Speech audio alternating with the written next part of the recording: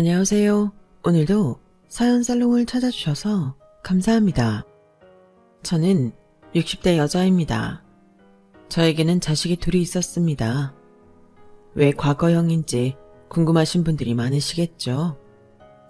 이 사연을 이야기하기 위해서는 어느 정도 저의 아픈 이야기도 꺼내야 할 것 같아서 처음으로 어딘가에 이야기를 해봅니다. 제게는 눈에 넣어도 아프지 않을 똑 부러진 딸 하나와 귀여운 막둥이 아들 하나가 있었습니다. 제가 아이들 어릴 때부터 일을 나가는 바람에 집에는 항상 큰딸과 막둥이 아들이 함께 있었어요. 나이 차이가 8살이나 나다 보니 큰아이가 작은애를 참 예뻐했었죠. 늘 집에 어린 막내 아들을 두고 나오는 것이 마음에 걸렸음에도 제가 끝까지 제 일을 놓지 않을 수 있었던 이유는 바로 다 저희 큰딸 덕분이었습니다. 엄마, 상우는 걱정 말고 저한테 맡기세요. 엄마 돈 벌어오는 것도 힘드실 텐데 상우는 제가 돌볼게요.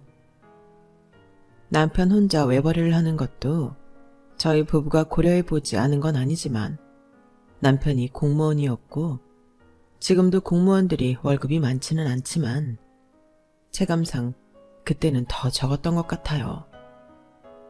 큰딸 하나만 키울 때는 몰라도 아들을 하나 더 낳으니 저희 부부의 어깨가 조금 더 무겁게 느껴졌던 것 같아요.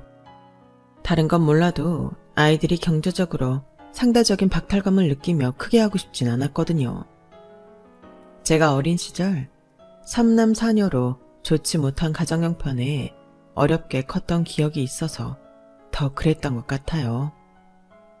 막내가 하도 어리니 상대적으로 큰딸이 의젓해 보이긴 했지만 큰딸도 그런 엄마의 마음을 이해해 줄 만한 나이는 아니었는데 그렇게 저를 배려해 주니 참 고맙고 눈물이 났어요. 그러던 어느 날이었어요. 학원이 끝난 막내를 데리러 가던 큰딸이 교통사고가 난 거예요. 그 다음은 네, 예상하셨을 거라 생각해요. 그때가 제 인생에서 가장 힘든 나날들이었어요. 사실은 지금도 그때를 잠깐 떠올리는 생각만으로도 몇 날 며칠을 악몽에 시달릴 정도로 너무나 힘이 드네요. 하지만 당시에 저는 가슴 아파할 힘도 여유도 많지 않았어요. 저나 남편보다도 누나와 가장 많은 시간을 함께 보내고 누구보다 제 누나를 잘 따르던 막내가 가장 힘들어 했거든요. 어린 나이에 겪은 말도 안 되는 이별이니 그 상실감에 얼마나 힘들었을지 감히 상상조차 안 되네요. 막내는 아직도 그 사고가 자기 때문에 일어났다고 생각을 하고 있거든요. 그날 데리러 오라고 하지만 않았어도 누나가 그렇게 되진 않았을 거라면서. 아무튼 그때부터 밝고 명랑했던 막내도 어쩔 수 없이 조금은 어두운 아이로 크기 시작했어요. 도저히 그 애를 혼자 두고 일을 낳을 수 없어서 저도 결국은 직장을 그만뒀고 아이가 학교나 학원에 가 있는 동안 파트타임 일을 구해서 하는 게 고작이었어요.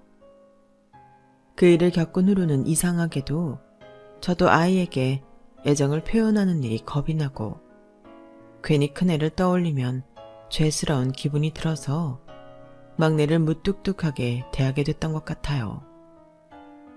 그랬으면 안 됐는데 저도 사람인지라 당시엔 자식 먼저 떠나보낸 부모가 어찌 제정신으로 살 수 있겠냐는 말을 온 몸으로 느끼고 있었거든요. 막내가 그 사고가 본인 탓이라고 생각했던 것처럼 저 역시 그 사고가 제 탓이라고 늘 여겼어요. 제가 일을 하지 않고 집에 붙어서 아이들을 돌봤더라면 그 애가 그런 일을 겪지 않아도 됐을까? 그런 생각들을 하며 시간을 보냈죠. 그러는 동안 제 몸과 마음도 점점 피폐해지기만 하더군요. 하루는 남편이 저한테 그러더라고요. 이제 막내도 혼자 지내도 될 정도로 컸는데 당신도 다시 슬슬 일을 해보는 건 어때? 차라리 일을 하는 동안은 잠깐이나마 잊을 수가 있어서 좋더라고. 하루 종일 그 생각만 하면 못 살아. 나도 그날만 생각하면 마음이 천갈래 만갈래로 찢어지게 아프지만 그래도 어떡하겠어. 여보, 살 사람은 살아야지. 당신 맨날 집에 들어앉아서 이러고 있으면 작은 애 보기에도 안 좋아. 당신은 어떻게 그렇게 말할 수가 있어? 내가 내 딸 생각하는 게 그렇게 못할 일이야? 당신이 그렇게 일한다고 있는 동안 나까지 소연이를 잊어버리면 우리 딸 불쌍해서 어떡해? 세상 사람들이 다 잊어도 우린 소연이를 잊으면 안 되는 거 아니야? 진정해봐 여보. 난 그런 뜻이 아니라. 하도 몇 달 동안 아이를 못 잊고 우울해하니 남편이 제 걱정을 한다고 한 소리에도 저는 쉽게 예민해져서 남편과 대판 싸웠어요. 그러는 동안 숨죽이고 저희 부부의 싸움을 듣고만 있던 아들이 하루는 소리를 지르더라고요. 엄마, 그만 좀 하세요. 엄마는 저도 없어져야 속이 시원하시겠어요? 그래요. 누나 저 때문에 그렇게 됐어요.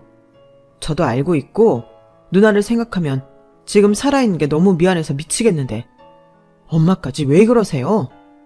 아빠 말대로 살 사람은 살아야죠. 제발 누나 얘기 좀 그만하세요. 얘기 나올 때마다 나도 누나 따라가고 싶다고요. 그 얌전했던 아이가 눈에 눈물이 가득 고인 채로 악에 받쳐 소리를 지르는데 저랑 남편 전부 너무 놀라서 머릿속이 새하얘졌어요. 그때까지 그저 말수가 적어지고 어두워졌다고만 생각했던 아들이 속으로는 그런 생각을 하고 있었다는 걸 처음으로 알았거든요. 아들의 속마음을 듣고 나니 정말 이대로 폐인처럼 지내면 안 되겠다는 생각이 번개처럼 스쳐 지나갔어요. 이대로 살다간 제가 하나 남은 아들까지 망치겠다 싶더라고요. 아들을 위해서라도 이렇게 살면 안 되겠다는 생각이 들어 얼른 정신을 차렸어요. 사람이 감당할 수 없는 슬픔과 이별을 겪게 되면 가장 빨리 나을 수 있는 방법은 최대한 아무 일도 없었던 것처럼 지내는 것 뿐이었어요. 그 상처를 자꾸만 들여다봤자 짓무르기만 하더라고요. 어차피 치료할 수 없는 상처인데 자꾸만 건드려서 덧나게 하는 것보다는 임시 방편일지라도 차라리 밴드라도 붙여서 상처의 존재를 잊는 게 나았어요. 잊으려 한다고 잊혀지는 건 절대 아니었기에 그렇게라도 하지 않으면 가족 모두가 제정신으로 살아갈 수가 없었죠. 그래서 저는 더욱더 일에 매진했어요. 남편 말대로 다시 일을 하니 그 시간만이라도 몰두할 것이 생겨서 한결 낫더라고요. 가장 걱정했던 막내 아들도 오히려 제가 집에 붙어 있을 때보다 훨씬 멀쩡해 보였어요. 예전에 비하면 교류도 적고 소통도 줄어든 가족이 되었지만 시간이 좀 지나니 가끔은 화목하게 셋이 여행도 가고 쇼핑도 하고 밥도 지어 먹으면서 다른 평범한 가족처럼 지낼 수 있게 됐죠. 표현은 많이 안 했지만 막내한테 참 많이 고마웠어요. 어린 나이에 큰 아픔을 겪어도 단 한마디 원망도 하지 않고 한 번의 일탈도 없이 잘 커주었거든요. 시키지 않았는데도 공부를 잘 하던 누나를 동경해서였는지 열심히 공부해서 이름 들이면 다들 아는 꽤 좋은 대학교에도 합격했고 제 아빠처럼 안정적인 직장을 갖고 싶다며 몇 년 동안 열심히 공부하더니 공무원 시험에도 합격을 해서 공무원이 되었어요. 네 아들은 정말 잔소리할 게 없다. 어쩜 그렇게 애가 바르고 자기 할 일도 잘해? 그런가? 우리 아들이 철이 좀 일찍 들긴 했지. 걔는 아주 야무져서 여자도 정말 괜찮은 여자 데려올 것 같아. 원래 끼리끼리라잖아. 상우가 딱 자기처럼 예의 바르고 성실하고 똑부러진 여자만 데리고 오면 너는 이제 더 걱정할 거 없겠다. 아휴, 거기까진 바라지도 않아. 내 마음에 좀 아니다 싶어도 상호가 좋다면 좋은 이유가 있겠지. 부모가 너무 간섭하면 잘 살 자식도 못 산다더라. 나는 그냥 우리 아들 행복만 했으면 좋겠어. 아무것도 더 바라지 않아. 하긴 이만큼 잘 살아온 것만 해도 대단하지. 내 아들도 상호 반의 반만큼만이라도 잘 살았으면 좋겠다. 제 사적을 아는 주변 지인들은 아들이 삐딱선 한번 타지 않고 잘 자라온 것에 대한 기특함에 칭찬을 아끼지 않았어요. 저도 아들이 장가갈 나이가 다가오니 그제서야 한숨이 놓이더라고요. 아들의 성장기 사춘기를 다 겪는 동안 어디다 말은 안 했지만 늘 불안하고 애가 혹여나 나쁜 마음이라도 먹을까봐 늘 전전긍긍했거든요. 사실은 가끔 아들이 제 교육관에 부합하지 않는 요구를 하더라도 못 이긴 척 다 들어줄 때도 많았어요. 혹여나 아들이 제게 안 좋은 감정을 품고 잘못된 선택이라도 하면 어떡하나 괜한 걱정이 들었거든요. 그럼에도 저렇게 씩씩하게 잘 커서 결혼할 나이까지 된 아들의 모습을 보면 한없이 고맙기만 하더라고요. 그러던 어느 날이었어요. 엄마, 저 실은 6년 정도 사귄 여자친구가 있어요. 정말? 왜 그동안 말을 안 했어? 그냥요. 그땐 이 사람에 대한 확신도 없었고 얼마나 만날지 모르니까. 그런데 오래 사귀어 보니까요. 저 이 여자 아니면 안 되겠어요. 저 이 사람이랑 결혼하고 싶어요, 엄마. 그래? 나는 네가 홍기 꽉 차도록 만나는 사람이 없는 건가 싶어서 내심 걱정하고 있었는데 잘 됐네.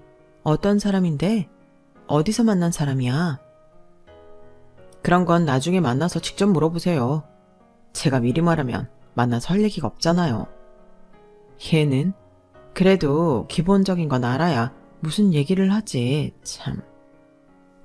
저에게 결혼하고 싶은 여자 이야기를 꺼내는 아들의 표정이 생소하면서도 왠지 모르게 기분이 좋더라고요. 아들을 통해서 언제 만날지 약속 일정을 조율했고 2주 뒤에 그 여자를 만났어요. 안녕하세요, 어머님. 처음 뵙겠습니다. 상호 여자친구 소현이라고 해요. 처음 여자친구를 만나 인사를 나누던 그 순간 저는 제 길을 의심했어요. 소연이요? 순간 여자친구의 이름이 꼭 제 큰딸의 이름과 똑같이 들렸거든요. 아니요, 어머님. 소현이요. 현실할 때 현이요. 현실할 때 현이라니. 그 말이 정말 거짓말처럼 저는 다시 현실로 돌아왔어요. 아, 소현. 그래요. 상호가 워낙 연애하고 이런 걸 엄마한테 말을 안 해주는 타입이라 6년 사귀었다는 건 들었는데 나머지는 직접 물어보라고 해서. 나이가 어떻게 돼요? 아들에 비해 다소 성숙해 보이는 외모에도 설마 싶은 생각은 있었어요. 여자들은 스타일에 따라 나이가 천차만별로 보이기 마련이니까요. 그날 어른 만난다고 트위트 재킷에 높은 하의까지 신고 왔기에 나이가 보기보다 들어 보이나 보다 라고만 생각을 했어요. 아, 아직 상호한테 못 들으셨구나. 저 상호보다 7살 많거든요. 올해 35이에요. 이게 무슨 운명의 장난 같은 일인지 나이마저 제 딸과 딱 1살 차이였어요. 저도 모르게 아들을 획 쳐다보게 되더라고요. 제 반응을 본 아들의 여자친구는 제가 못마땅해 한다고 생각했는지 금세 의기소침해지더라고요.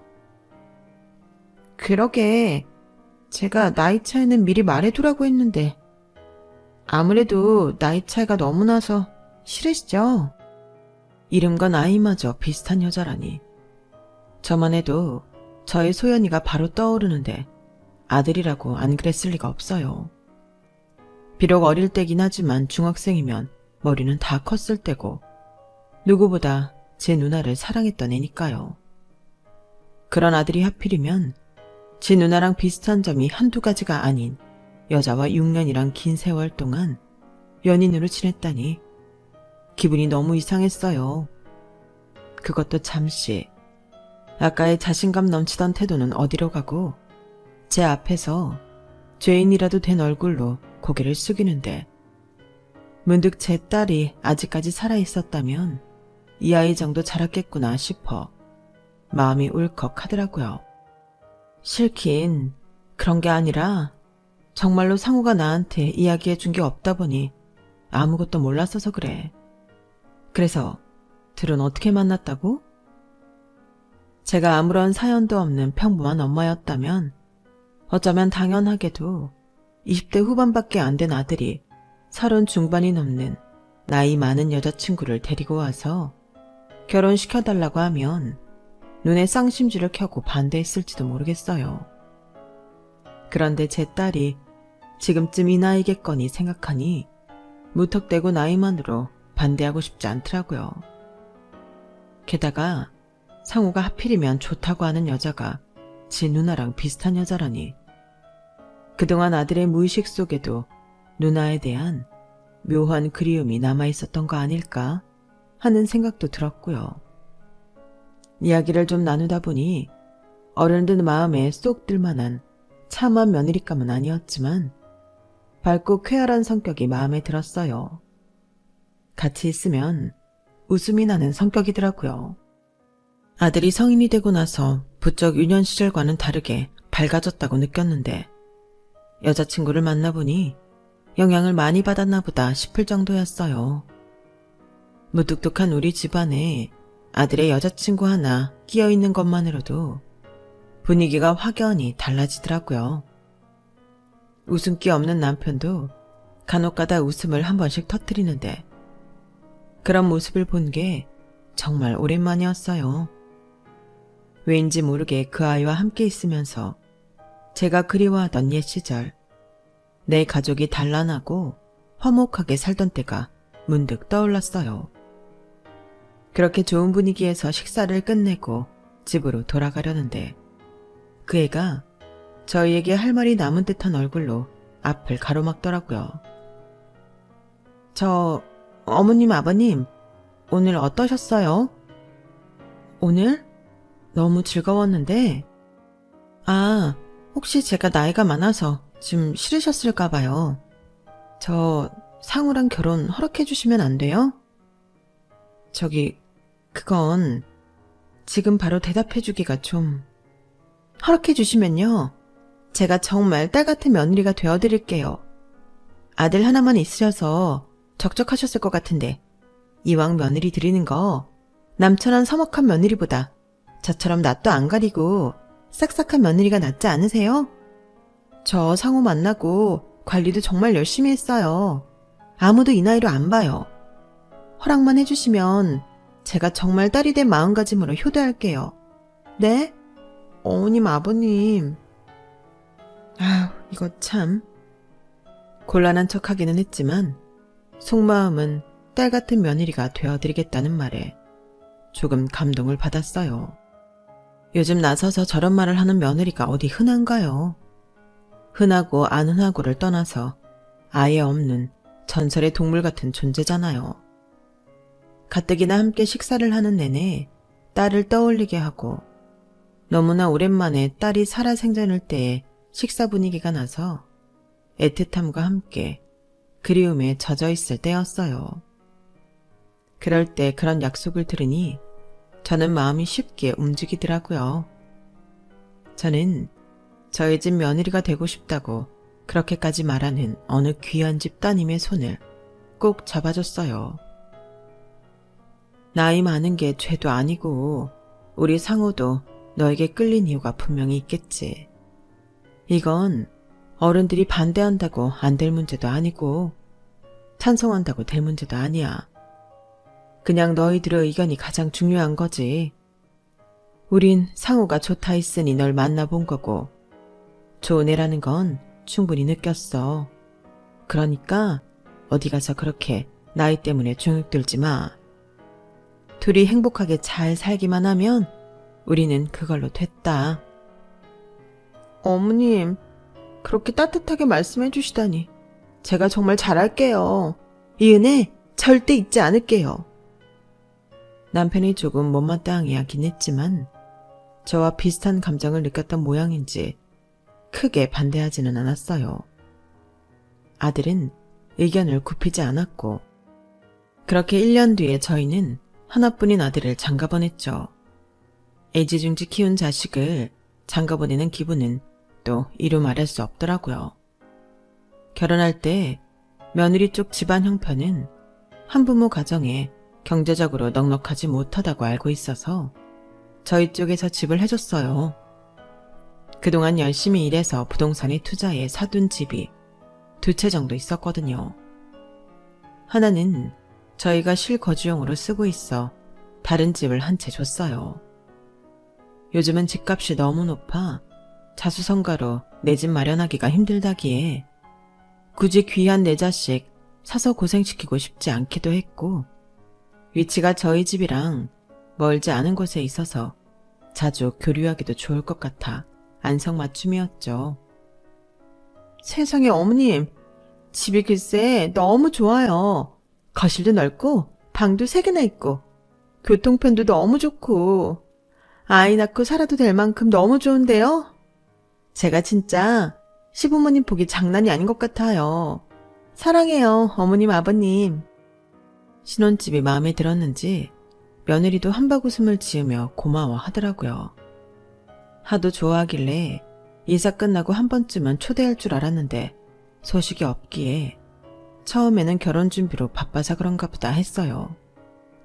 그런데 신혼여행 다녀와서 저희 집에 인사 왔을 때도 인사치레로라도 집에 초대할 법한데 그런 말은 한마디도 없더라고요.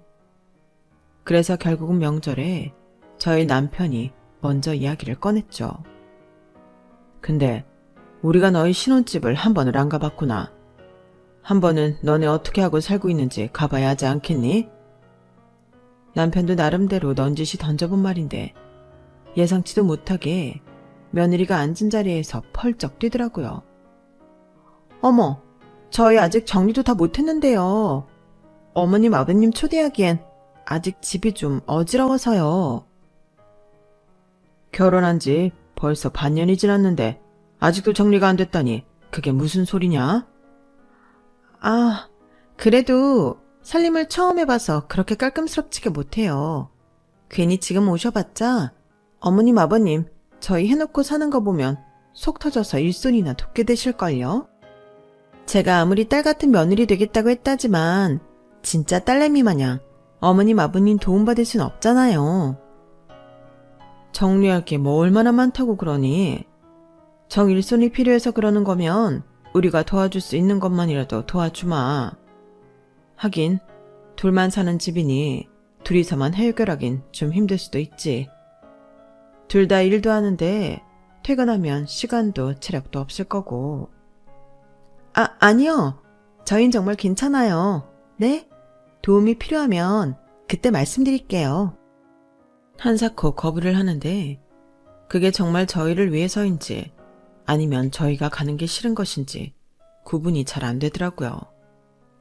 그래서 그렇게 장장 1년을 제가 사준 제 집에 가보질 못했네요.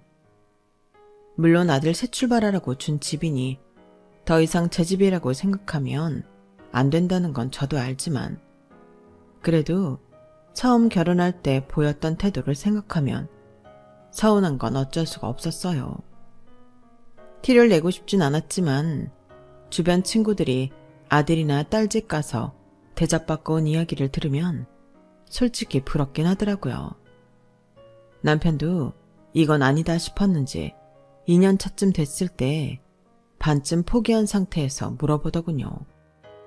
얘야, 주변에 물어보니 아들 사는 집 안 가본 게 우리밖에 없더구나. 너희 그 집 산 지 2년이 넘었는데 초대 한 번을 안 받아봤다는 게 우리도 너희 잘 사는 거 보면서 집 해준 보람이라도 느끼고 싶은데 집도 가까운데 가보질 못하니 좀 속이 상하는구나. 애들 집 해주면서 남편과 약속했던 것 중에 하나가 절대 애들 앞에서 우리가 집 해준 걸로 유세 부리지는 말자는 거였는데 결국은 남편 입에서 저 말이 나오게 하더라고요. 그동안 집엔 언제 초대할 거냐고 물어도 안 들리는 척 꿈쩍도 않던 며느리가 그래도 마지막 양심은 있었는지 집해줬다는 말에는 눈에 띄게 반응을 하더라고요. 아, 맞다. 저희도 워낙 사는 게 바빠서 어머님 아버님 초대해야지 했는데 자꾸만 잊어버렸네요. 죄송해요. 다음 주 주말쯤 어떠세요? 집은 정리가 다 된 건 아닌데 정리하고 오시라고 하면 또 한참 걸릴 것 같아서요. 그래. 우리가 뭐 너네 살림이나 지적하려고 가는 건 아니니까 편하게 생각하렴. 고맙다. 아니에요, 어머님. 어머님 아버님께서 해주신 집인데 당연히 제일 먼저 대접을 해드렸어야 했는데 제가 너무 둔했어요. 앞으로는 자주 초대할게요. 며느리가 살랑거리면서 사과를 하니 또 남편과 저는 금방 마음이 풀리더라고요. 첫날은 정말 기분이 좋았어요. 정리를 안 해놨다는 말과는 달리 깔끔하게 정리를 해놨고 식탁에는 먹음직스러운 음식들을 정갈하게 차려놓았더군요. 저희 집은 따로 제사를 지내지 않아서 그때 며느리 음식을 처음 먹어봤는데 너무 음식을 잘하더라고요. 음식 정말 잘한다. 요리 쪽으로 갔어도 잘했겠어. 음식이 입맛에 맞으시다니 정말 다행이에요. 어머님 아버님 한식 좋아하신다고 하셔서 신경 좀 써봤어요. 아이고, 뭘 힘들게 이렇게 음식을 직접 다 하고 오늘은 그냥 편하게 집 구경하고 이야기나 좀 나누다 가려고 했는데 다음부터는 밥은 외식을 하든지 하자. 이러면 너 힘들어서 자주 못 와. 그래도 어떻게 매번 외식을 하겠어요? 오늘은 또 처음 오셨기도 하고 늘 감사한 마음에 한 상 차려드리고 싶었어요. 제가 효도해드린다고 했잖아요. 그냥 맛있게 드셔주시면 전 그걸로 행복해요. 말도 어찌나 예쁘게 하는지 기분이 참 좋더라고요. 아들이 좋은 아내를 만나 오손도손 잘 살고 있는 것 같아서 참 뿌듯했어요. 그 뒤로도 2번 정도 며느리는 저희를 더 초대했어요. 정말 예쁘고 싹싹한 딸이 생긴 것 같아서 좋더라고요. 매번 저희가 갈 때마다 맛있는 음식을 차려놓고 극진히 대접해주는 모습에 친구들을 만날 때마다 아들보다는 며느리 자랑을 하기가 바빴어요. 집에 사람이 잘 들어와야 한다더니 역시 상우가 보는 눈이 있네.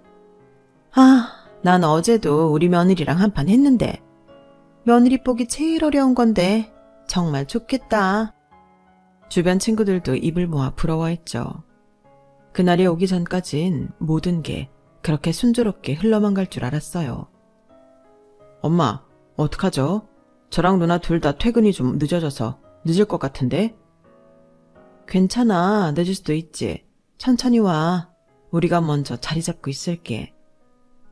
며느리 생일이라고 저희가 비싼 식당을 예약해뒀거든요. 늘 저희를 딸처럼 챙겨주는 모습에 저희도 며느리를 챙겨야겠다 싶었거든요. 인테리어도 고급스럽고 나오는 음식들도 깔끔하니 맛이 좋아서 며느리가 좋아할 것 같아 어렵게 예약한 곳이었어요. 예약자 명을 말하고 예약한 자리로 가는데 그곳이 프라이빗 룸이었거든요.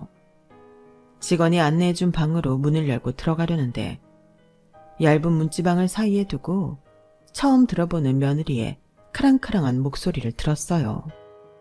아니 그러니까 내가 왜 내 생일까지 어머님 아버님이랑 보내야 하는데 내가 딸처럼 대해준다고 진짜 딸인 줄 아나?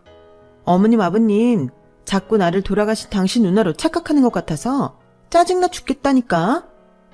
내가 집 해준다니까 미쳐서 아무것도 모르고 좋아라 했네. 시댁이랑은 최대한 멀리 떨어져 살아야 하는 건데 조만간 집 팔자. 이 집에서 계속 살다가 나 정말 당신 식구들이랑 혈연되겠어.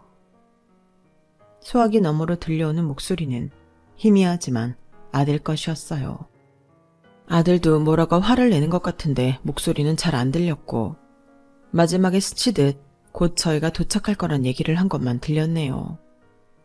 며느리는 그 말에 거칠게 전화를 끊어버렸어요. 남편도 저도 벙쪄서 서로를 잠시 마주보다가 남편이 그냥 가자는 제스처를 하더군요. 전 그건 좀 아니다 싶어서 버텼는데 남편 손에 붙들려 식당 입구까지 나왔어요. 아니, 어떻게 예약한 식당인데 이대로 가. 예약금도 걸어놨잖아. 그럼 우리가 괜히 돈 쓰고 욕 먹어야 돼? 그냥 상우랑 시간 보내라고 해. 부부끼리 시간 보내고 싶었는데 우리가 방해한 모양인데 그걸 알고도 마주보고 식사를 하자고? 당신은 밥이 넘어가? 엄마, 아빠, 아까 도착했다면서 안 들어가고 여기서 뭐 하세요?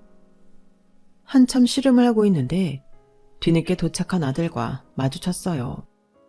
결국은 룸에 들어와 아무렇지 않은 척 식사를 하는데 정말 남편 말대로 음식이 입에 넘어가질 않더라고요. 저희는 가장 비싼 코스 요리를 사주고 며느리에게 미리 사온 꽃다발을 안겨주었어요. 사실은 용돈도 조금 챙겼었는데 왠지 괘씸한 마음이 들어 용돈 봉투는 도로 백에 넣어뒀네요. 며느리는 언제 그랬냐는 듯 살랑거리며 저희에게 싹싹하게 대해주는데 조금 씁쓸한 감정이 들더라고요.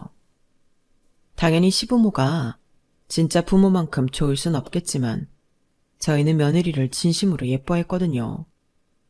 나름대로 늘 맛있는 것도 사주고 용돈도 챙겨주고 집도 해줬지만 결국 시댁은 시댁으로밖에 생각이 안 드는 거구나 싶어 마음 한켠이 허했어요. 그냥 적당한 거리를 두는 관계로 남는 것이 시부모와 며느리 사이의 최상의 관계구나. 결론이 남았어요. 그 후로는 며느리에게 먼저 초대해달라는 이야기는커녕 초대를 해줘도 바쁘다는 핑계로 안 간다고 거절을 했어요. 그런 말을 듣고도 가는 건 자존심도 상하고 며느리를 괴롭히는 일이라 생각하니 그렇게까지 하고 싶지 않더라고요. 거절이 몇 번 반복되니 며느리 쪽에서도 연락이 뜸해지기 시작했어요. 그렇게 6개월쯤 지났을 때였을까요? 갑자기 며느리한테 연락이 왔어요. 어머님, 저희 조금 있으면 이사 가요. 이사 가기 전에 마지막으로 한번 놀러 오셔야죠. 아들에게도 못 들은 이야기에 너무 깜짝 놀랐어요. 이사? 이사라니? 멀쩡한 집 놔두고 어디로 이사를 간다는 거니? 아, 그게요. 제가 갑자기 지방으로 발령이 나서요. 안 따라와도 된다고 했는데 기어이 따라오겠다고 해서 같이 가기로 했어요. 포항 쪽으로 가요. 뭐라고? 언제 가는데? 그 말을 듣는데 식당에서 전화하던 목소리가 겹치더라고요. 시댁이랑 멀리 떨어져 살아야지 안 되겠다던 카랑카랑한 며느리의 목소리가요. 2주 뒤에요. 어머님, 다음 주부터는 바쁠 것 같아서 초대하려고요. 그럼 그 집은 어쩌고? 세줘야죠, 어머님. 모처럼 마련해 주신 집인데 그럼 저희가 설마 어디 내놓기라도 하겠어요? 발령 때문이라고는 하지만 아들에게서도 듣지 못한 이야기에 너무 갑자기 내려버린다는 인상이 더 강했어요. 또 식당에서 들었던 말 때문인지 그냥 도망치듯 내려간다는 인상이 강하더라고요. 그런 걸 2주 전에 말해주니? 다음에도 이런 일이 있으면 결정됐을 때 말해주면 좋겠구나. 어머님, 기분 상하셨어요? 죄송해요. 저는 상훈씨가 다 이야기한 줄 알았어요. 저희 내려가면 자주 놀러 오세요. 여행도 하실 겸요. 또 사근거리는 며느리의 말투를 들으니 속이 쓰렸어요. 며느리라면 누구나 시부모에게는 싫은 척, 좋은 척이란 걸 할 테니 너무 속상해하지는 말아야지 생각했지만 그게 쉽지는 않더라고요. 지방에 내려가면 당연히 자주 가고 싶어도 못 가게 되는데 일부러 저러나 싶은 생각이 자꾸만 들었어요. 어쨌든 마지막 초대에는 응할 수밖에 없었죠. 그런데 그날도 영 찜찜하더라고요. 다용도실에 쓰레기를 버리러 갔다가 배달 음식 봉투가 쌓인 걸 발견했거든요. 그날 며느리가 제일 자신 있다던 갈비찜을 먹었는데 하필이면 배달 음식이 갈비찜집이었어요.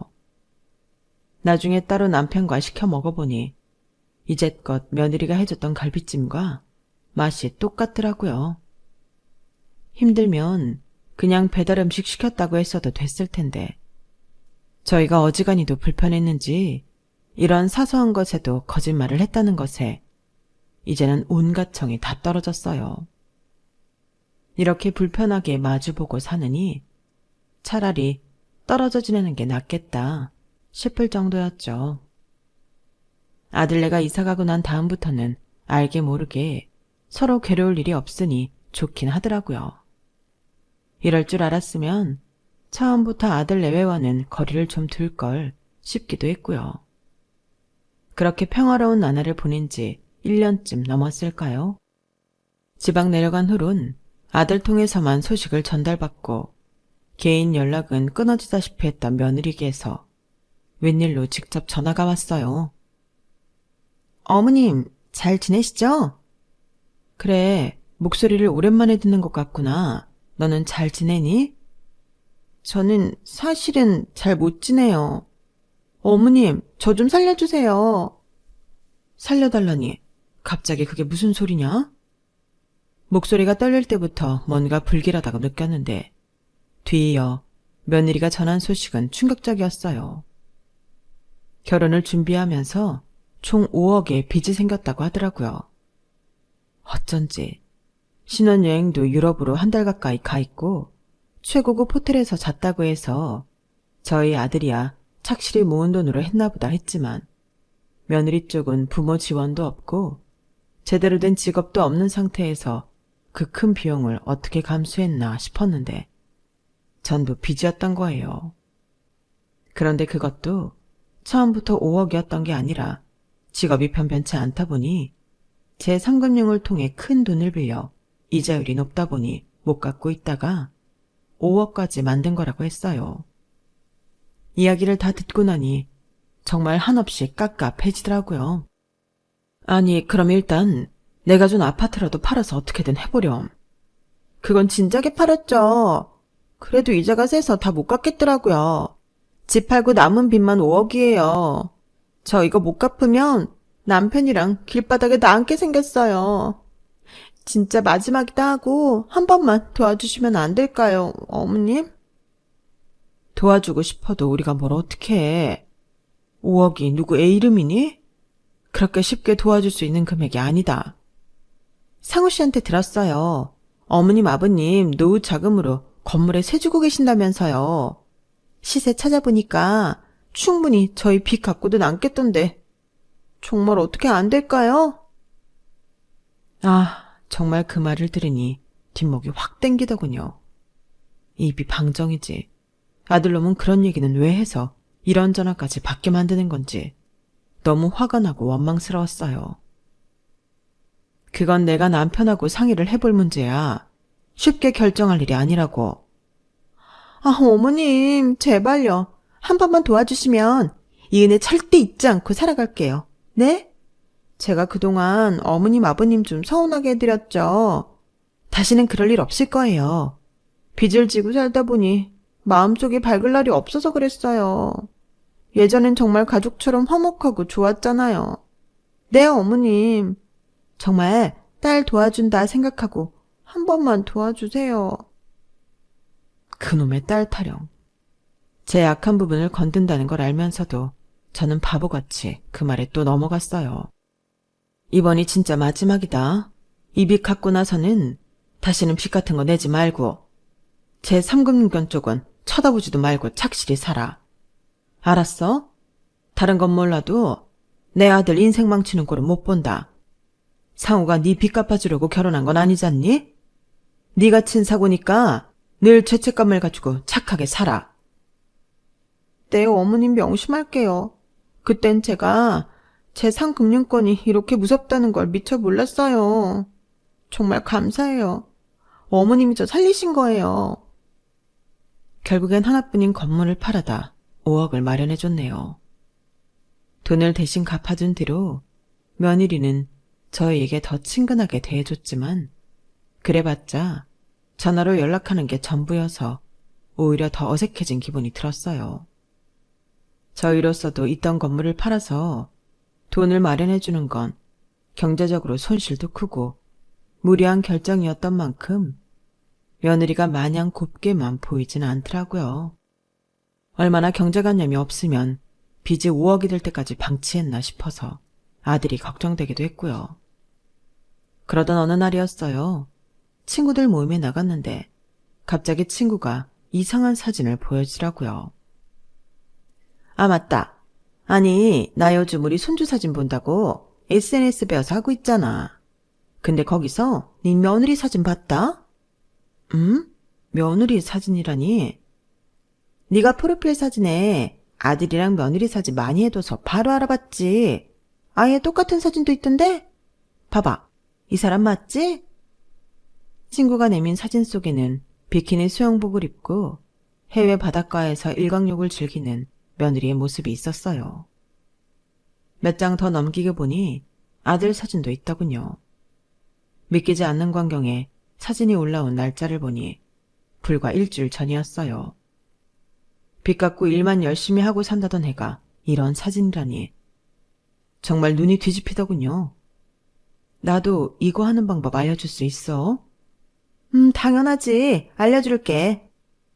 저는 그 길로 친구에게 SNS 하는 방법을 배워서 며느리가 운영하는 계정의 사진을 싹 다 훑었어요. 지방에 내려간 시점부터는 아주 자유롭게 외국 사진을 올려놨더라고요. 돈도 없다는 애가 무슨 돈으로 이렇게 여행을 다녔나 싶었는데 생각해보니 저희가 해준 집을 팔았다는 말이 떠올랐어요. 이번에 간 여행도 저가 해준 5억으로 다니고 있는 것 같더라고요.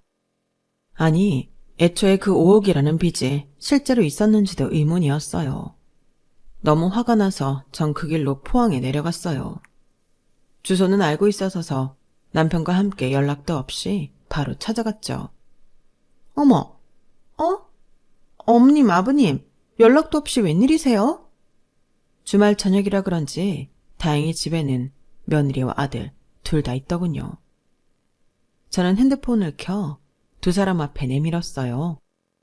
너네 이거 대체 뭐니? 돈 없어서 빚도 못 갚았다는 애들이 해외여행을 다녀? 너네 아직도 정신을 못 차린 거야? 아니면 빚이 거짓말이었나? 어머님, 이건 도대체 어떻게 보신 거예요? 지금 그게 중요해. 이런 여행 가려면 돈 몇백은 깨졌을 텐데 대체 어떻게 다니고 있는 거냐고 묻잖아. 빚 갚고 돈이 조금 남아서 그 돈으로 다녀왔어요. 나중에 5억 꽉 채워서 갚는 게 낫잖아요, 어머님. 애매한 돈이면 나중에 기억도 안 나고요. 그래서 다녀온 거예요. 오해예요, 어머님. 오해는 무슨. 여행을 이번만 간 게 아니더만. 니네 이사 가고 나서는 거의 해외만 돌아다녔던데.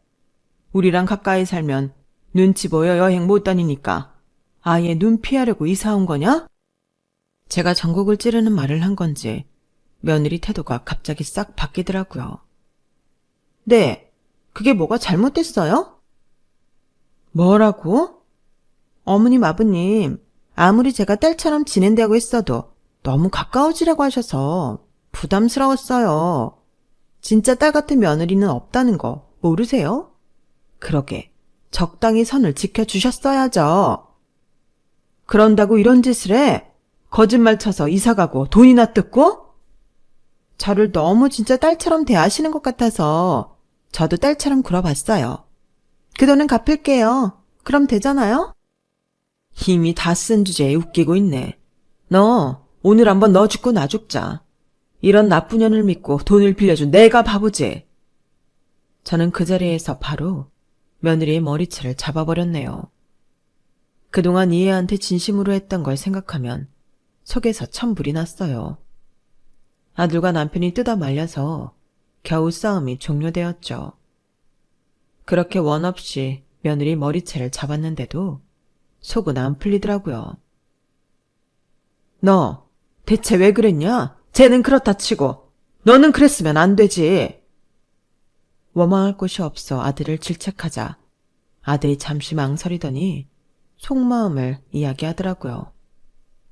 사실은 저도 몇 번이고 헤어지려고 했어요. 그런데 그때마다 누나가 너무 매달려서 그게 잘 안 되더라고요. 그런데 이번에는 엄마한테 돈 5억을 받았다는 소리를 듣고 이제는 진짜 안 되겠다 싶었어요. 그래서 말인데요, 엄마. 저 이혼하려고 해요. 뭐? 아직 내 돈 다 받지도 못했는데 이혼? 하더라도 내 돈 다 갚으면 그때 해라. 남되면 내 건물 판 돈은 어떡하라고? 그 돈 아직 현금으로 고스란히 남아있어요. 제가 이럴 줄 알고 여행은 와이프 카드로 다 결제했거든요. 현금은 놔뒀다가 카드빚 갚자고 얘기해놨거든요. 뭐라고? 저희 여행 다녀온 건 다 와이프 카드 빚으로 남아있어요. 현금은 제가 챙겨뒀으니까 다시 보내드릴게요. 그리고 저는 이혼할 거예요. 더 이상은 이렇게 사치스러운 사람이랑 못 살겠어요. 아들이 이혼한다는 게 마냥 좋은 일이 아닌데도 웃음이 나더라고요. 아들은 정말로 며칠 있다가 5억을 돌려줬어요.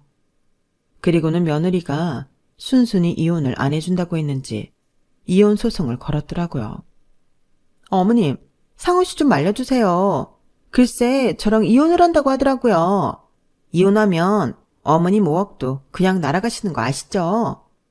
저 어머님한테 갚을 빚도 있는데 이런 식으로 이혼하는 건 아니잖아요? 네? 그 돈은 신경 쓰지 말고 이혼하렴. 더위 둘이 못 살겠다는데 내 돈 때문에 인생을 결정하는 게 말이 되니? 네? 어머님! 상우가 너랑 못 살겠다잖아. 근데 나보고 어떻게 말리라는 거야? 그냥 소송이니 뭐니? 돈 낭비 시간 낭비하지 말고 얼른 이혼해주렴. 어머님! 어머님! 제가 5억을 돌려받았다는 사실을 알면 이혼을 더 안 해주려고 할까봐 일부러 그 사실은 숨겼어요. 그랬더니 제 쿨한 태도를 이해 못한 며느리가 더 발작을 하더군요. 얼마 못 가 소송 비용의 부담도 크고 했는지 두 사람은 결국 합의 이혼을 했어요. 서울집을 판 돈은 내려가서 살던 그 집으로 거의 다 돌려받게 되었고요. 카드 빚을 본인 돈으로 갚아야 되는 걸 한참 뒤에 알게 된 며느리가 집 앞에도 찾아오고 연락도 하고 난리를 쳤지만 저희도 그 꼴 보기도 싫고 상대하기도 싫어 그냥 이사를 해버렸네요. 아들은 다시 저희랑 지내고 있어요. 다 큰아들이 부모 집에서 부대끼며 사는 게 애잔하기도 하지만 어쩌겠어요. 저런 여자랑 평생 살았다간 더 큰 일을 당할지도 모르는데 빨리 정리하는 게 나은 일이죠. 아들 성품이라면 분명 더 좋은 사람을 만날 수 있었을 텐데 아무래도 어린 시절 겪었던 상처 때문에 친누나랑 닮은 사람을 찾게 되었던 것 같아서 미안하네요. 저와 남편 역시도 아직까지 큰딸에 대한 그리움에서 벗어나지 못해 제대로 된 판단을 하지 못한 것 같아요. 여자 하나 잘못 들어와서 온 집안 식구들이 고생을 했지만 그래도 결과적으로는 잘 해결되어 다행이네요. 아들의 마음을 조금 더 보듬어 줘야겠습니다. 여러분도 배우자 또는 자식이 배우자를 볼 때 좋아했던 누군가가 겹쳐 보인다면 철저히 그 누군가를 떼어놓고 그 사람의 본질만 보세요. 닮은 점이 많다는 이유로 그 사람을 신뢰하고 마음을 줬다가는 저희 가족처럼 큰 코를 다칠 수도 있으니까요. 제 이야기를 들어주셔서 고맙습니다. 다들 행복하셨으면 좋겠어요. 여러분, 사연 댓글에 응원과 현명한 조언 부탁드려요. 좋아요와 구독은 저에게 큰 힘이 됩니다. 오늘도 좋은 일 가득하세요.